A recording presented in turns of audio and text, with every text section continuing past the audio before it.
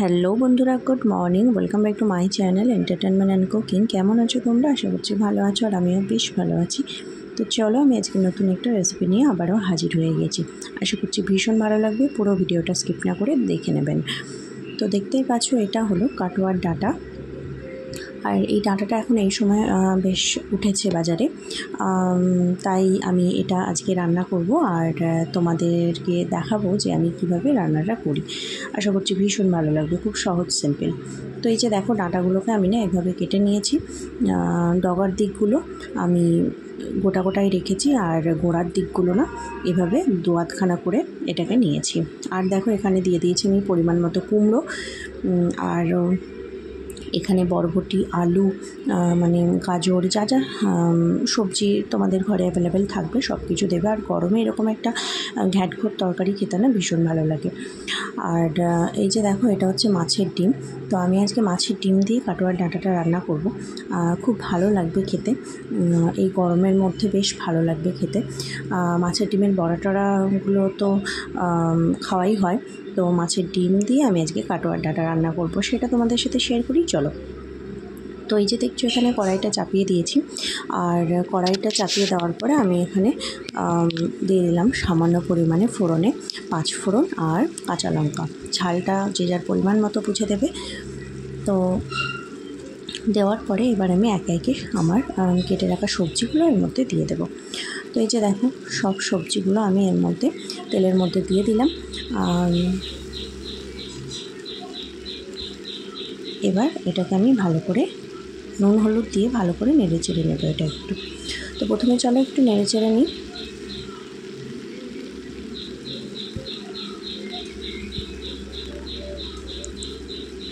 প্রথমে একটু ভালো করে এটাকে তেলের মধ্যেই নেড়ে চেড়ে নিচ্ছি, তারপরে এটাকে একটু নুন হলুদ দিয়ে অ্যাড করব। খুব সহজ সিম্পল একটা রেসিপি, আশা করছি তোমাদের ভীষণ ভালো লাগবে।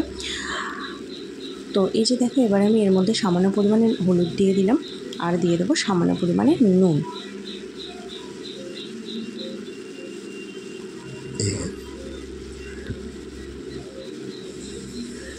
তো চলো, নুন আর হলুদ দিয়ে এটাকে আরেকবার ভালো করে তেলের মধ্যে নেড়ে চেড়ে একটু ভাজা ভাজা বা একটু কষিয়ে নেওয়া যাক।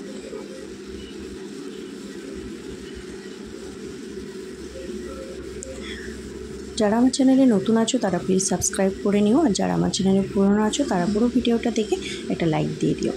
আর এই যে দেখো, তারপরে এতে আমি সামান্য পরিমাণে পেঁয়াজ কুচি অ্যাড করছি। পেঁয়াজ কুচিটা পুরোটাই অপশনাল, তোমরা চাইলে অ্যাড করতেও পারো, নাও করতে পারো, কোনো অসুবিধে নেই।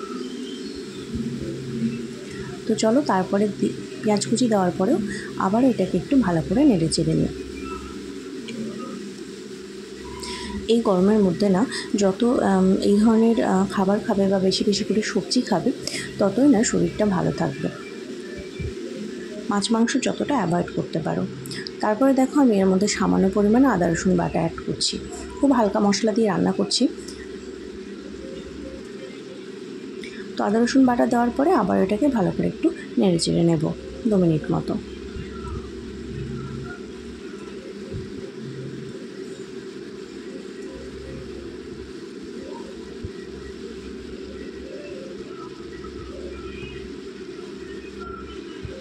তো এই যে দেখছো, আমি একটু ভালো করে কষিয়ে নিচ্ছি। এরপরে না এর মধ্যে আমি জিরে ধনে গুঁড়ো অ্যাড করে দিলাম। পরিমাণ মতো জিরে ধনে গুঁড়ো অ্যাড করে দিয়ে এটাকে আরেকটু ভালো করে নেড়ে চেড়ে কষিয়ে নেব।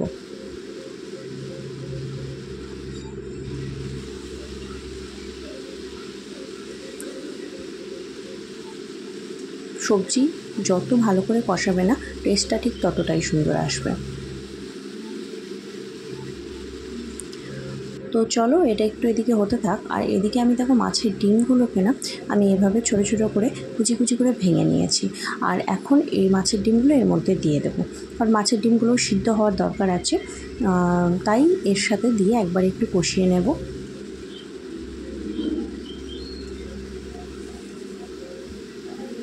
খুব বেশি পরিমাণে মাছের ডিম লাগে না এই রান্নাটা করতে গেলে, সামান্য পরিমাণে মাছের ডিম হলেই হয়ে যায়।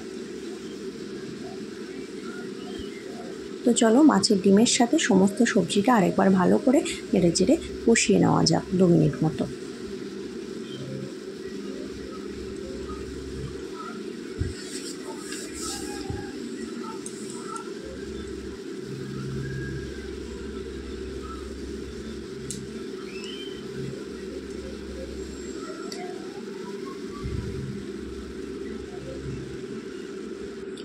তো আমি এটাকে খুব ভালো করে নেড়েচেড়ে কষিয়ে নিচ্ছি।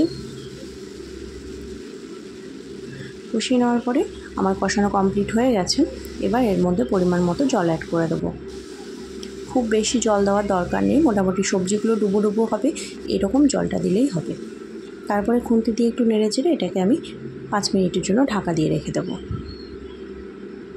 তো চলো 5 মিনিট পরে আমি চলে এসেছি। ঢাকাটা খুলে দেখে নেওয়া যাক এটা কেমন হয়েছে বা কত দূর হয়েছে।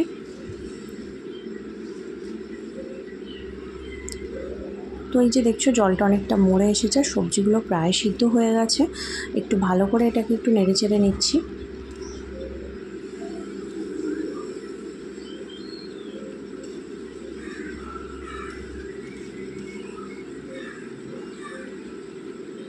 সবজিগুলো আরেকটু হবে, তাই আমি এর মধ্যে আরেকটু পরিমাণ মতো জল দিয়ে দিয়েছিলাম মাঝে। তারপরে দেখো আবারও একটু ঢাকা দিয়ে এটা ঢাকা খুলে নিচ্ছি। আর দেখো ডাঁটাটা আমার মোটামুটি সিদ্ধ হয়েই গেছে। তো জলটা মরা পর্যন্ত আমি একটু ওয়েট করব। তো এই সময় না আমি এর মধ্যে পরিমাণ মতো চিনি অ্যাড করে দেব, যাতে টেস্টটা ঠিকঠাক আসে। আর যেহেতু কুমড়ো আছে আর এই ডাঁটার তরকারি সামান্য একটু মিষ্টি মিষ্টি হলে বেশি ভালো লাগে।